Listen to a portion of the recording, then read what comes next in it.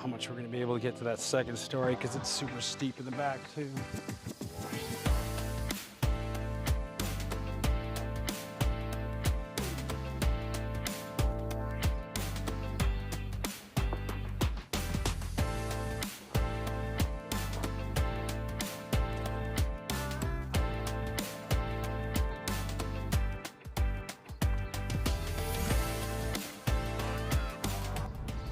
Brian's just trying to get a good look at the roof from over there. So that second story roof is going to be hard for us to get to today. So you step back, you take some pictures, you get as good of a view as you can, and if we see any defects from this distance, we'll be able to write them up. We won't be able to see the underlayment, but typically the underlayment under the front tiles is going to be what it is up top. If we see any deficiencies, we'll recommend a roofer come out and actually get up there and take a look. Did you see anything from over there? No. You know, like I said, what I'm looking for is anything that's displaced or broken. Good home inspector is going to keep a pair of binoculars in his truck as well too, if there is something. But I'm going to see if I can get on both sides. I can still get to that first layer here, the hip on the front here. I can look at the tile in the front and then actually look at the paper kind of condition we have for the underlayment. What I'm trying to do is look at what kind of shape that flashing is in as well too.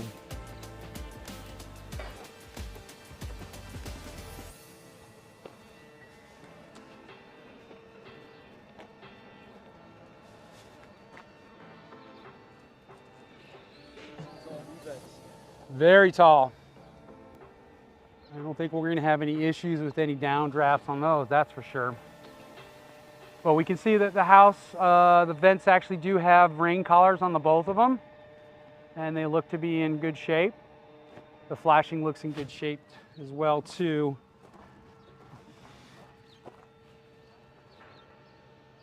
Not really see any misplaced tiles or anything like that. 16 years, would we assume it's probably the original underlayment? We can assume that, absolutely. Roof, there's some tricks that I've tried to explain to people. When you have an older roof that's been replaced, it should have bird stop eaves risers. So that's indication number one that we've done a new roof. Look at the color of the flashing. Is it really clean looking? That's an indication that, you know, when they do a roof, we're redoing all the flashing as well. These guys are roofers as well. They're not painters, so they're not going to paint the flashing as well too. So if you ever look at a roof and see that, well, everything in the front, all the flashing in the front of the house, everything at the edge flashing is all bare metal, now that's an indication that we've had a new roof put on. You know, we're gonna have to paint the house. When we paint the house, we can paint the flashing as well. Because like I said, roofers don't paint. But it's an indication to us as home inspectors that we've got a new roof and we need to find out and look, see what kind of age it is. That's why we need to know how old the house is before we start. It's not just because we want to know how much work I'm gonna have to put into a house. There's age things that are very specific to each home. Typically 1 through 10. So if you have a house that's 10 years old, we're going to start looking at the water heater. The water heater is probably at the end of a serviceable life. If it's original, you know. The AC units, they're 10 years old. They're starting to show their age, especially on a heat pump, because that heat pump is running 24/7. We get no breaks. It's giving us heat in the winter and it's giving us cool in the summer. So 10, you know, it's starting to show its age. It's starting to wear. Service records, you know, what kind of service records do we have for those? And then when we start to get to 15, 16, 17, 18, 19, 20 years, roofs are starting to get a little bit more wear as well too. Stucco.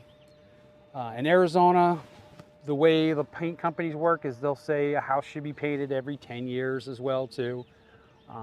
That falls into where we're at as far as, do we need to paint? Does it look like we need to paint? But I'll show you a trick that I've taught a lot of my other students too is when does it really a good time to paint? And a lot of the times these HOAs will tell you.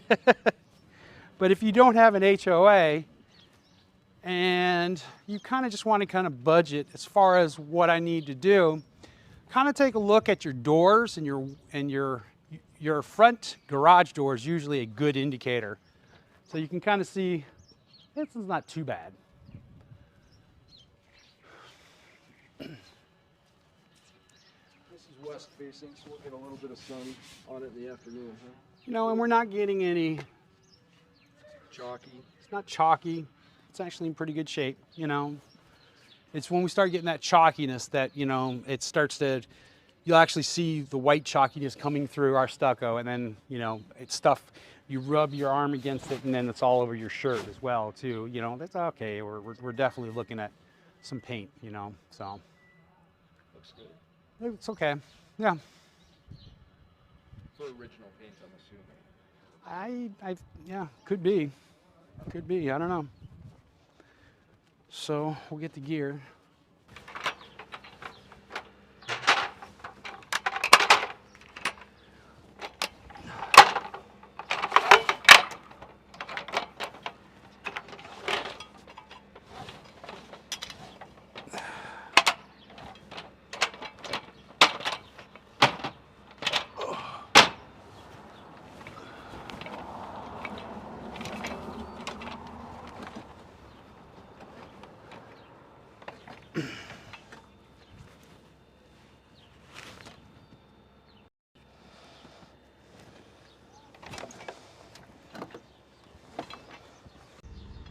So it's okay to just lift up a tile a little bit and take a look at the underlayment? Yeah, that's exactly what I'm doing, is just getting my fingers. I was lucky to get where it overlaps. And so it's something like I try to show people is getting your fingers on that and kind of flicking it. So when that paper gets to be at the end of a serviceable life, it's very brittle and it'll start snapping. This one's still very malleable. It's real tough still. So the underlayment looks real good from what I can see. So what we're gonna do is we'll set up in the back. We're not gonna get on the roof because we're not far enough over my roof line. So typically with a ladder set up, we wanna be 2-3 feet above the roof line. This is an old trick the old construction trick, is if I can extend my arms, this is the setup we wanna be as far as the angle as well. My arm straight out, that's a good indication that I've got a good, you know, good angle. And I always tell it too is new inspectors, don't chintz out on a cheap ladder. Don't buy a cheap ladder. This is probably the most important thing in your toolbox, and it's the most safest thing you can buy that'll keep you safe. Because if you buy a cheap ladder, you're gonna get hurt. So it's one of those things is don't go out and buy those, you know, $40, $45, hey, I think that will work.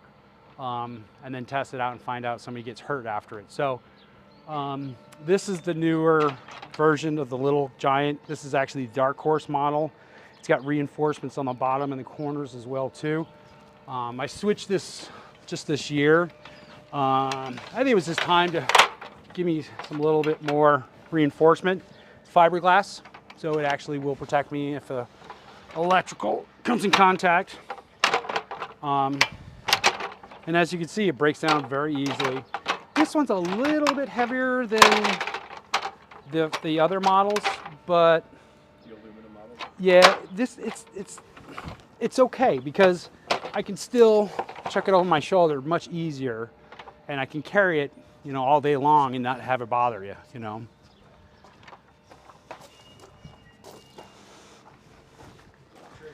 Yeah, I'll get that when we do the garage.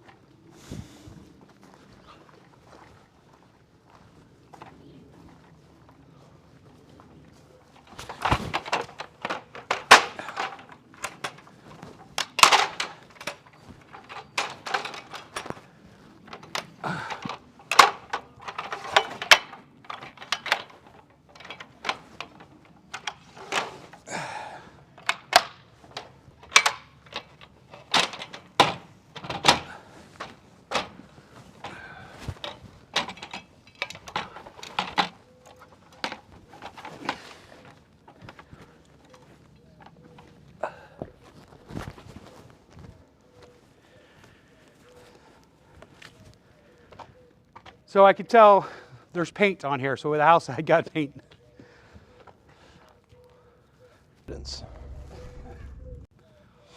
This rolled roofing is in really good shape too. So that's a rolled roof. I suppose it's on the east side of the house, so it gets a little bit of sun. How many years is that expected to last up there? So life expectancy on this one is like 10, 12, 15 years.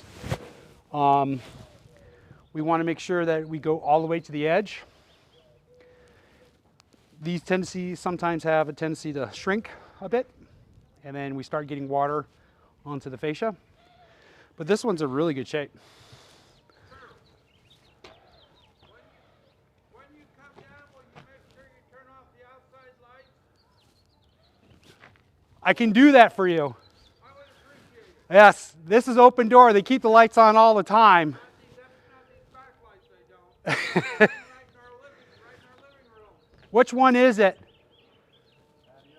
the two that are on the wall just below you. They're over here on this side. I'll turn them off right now so I don't forget. They're spotlights. They're spotlights. Just like Oh, are they on the... those up there. I got you. We'll turn them off.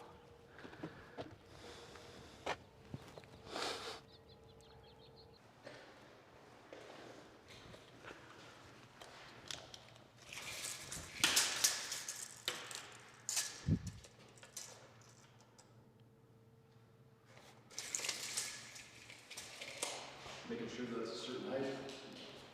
Yep. We don't want kids to be able to get to it.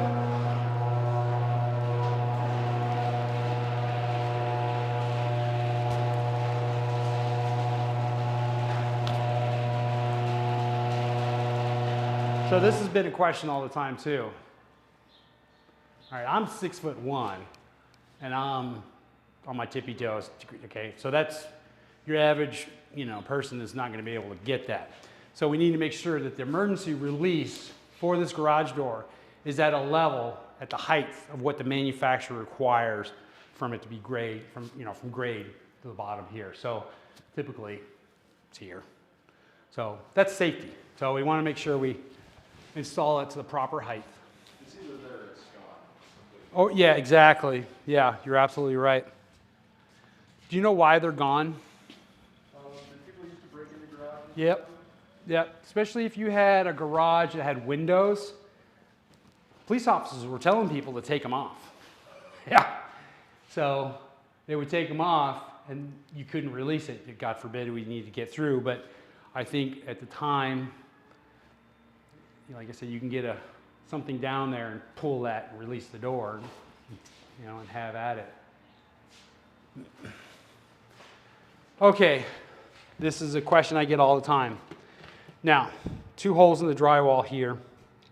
Is this aesthetic, or is this something we need to repair?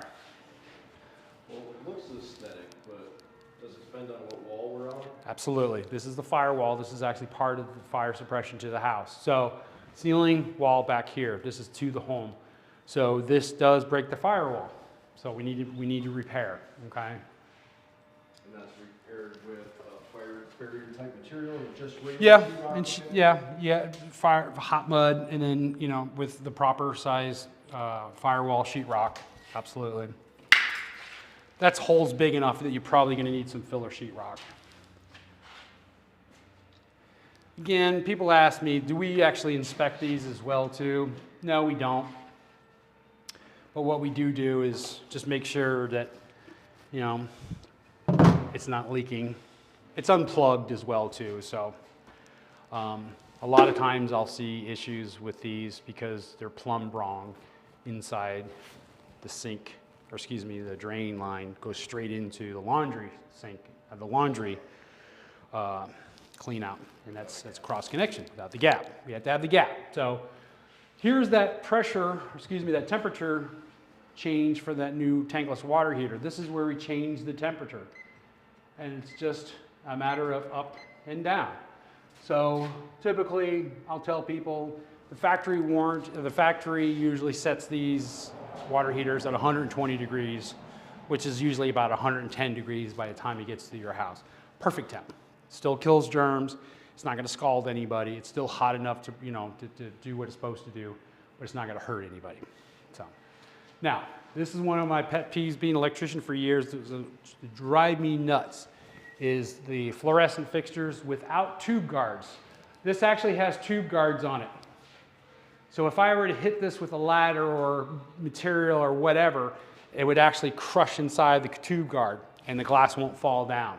So I'm okay with this. It's the older ones that have open, that are missing the lenses and big T12 lamps, and you know, well, this is where guys put their stuff and ladders, and we hit that and then the glass is all over it, and you know, there's broken glass and there's, you know, there's poisonous particulates that are actually in the lamps that we just don't want all laying around.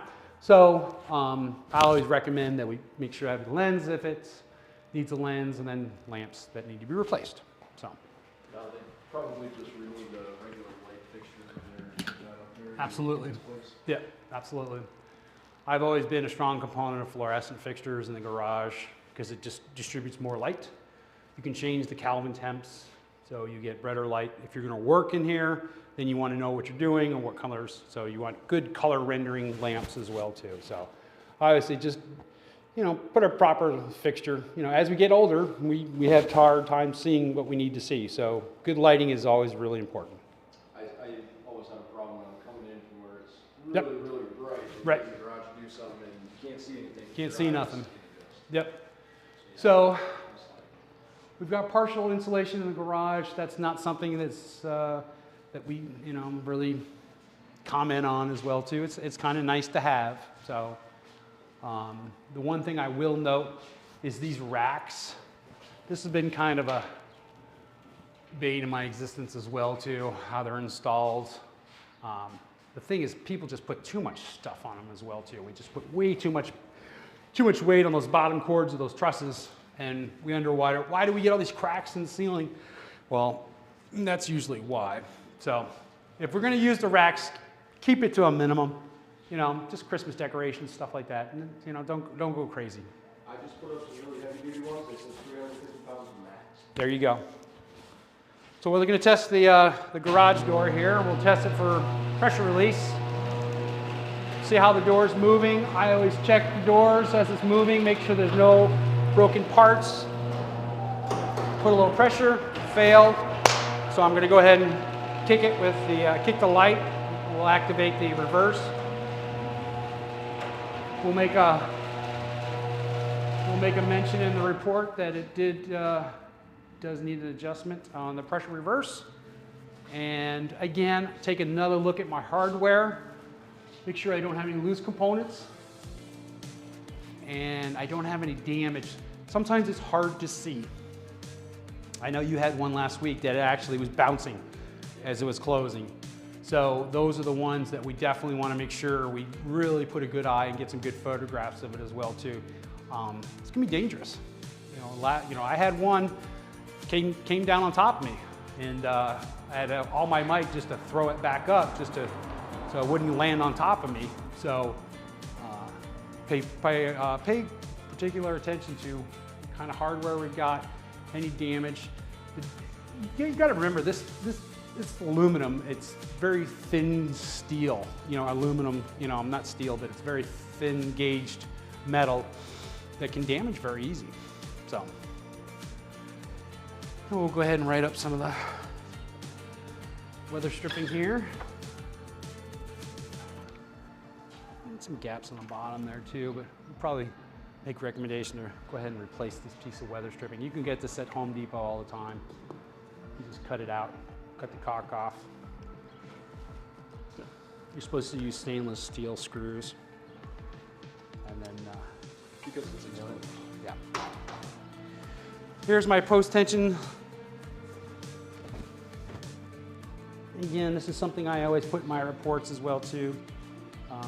We put a little explanation about post-tension, what it means, and what it means to be a post-tension homeowner. You know, no cutting, no drilling in the concrete. Yeah, very, very common.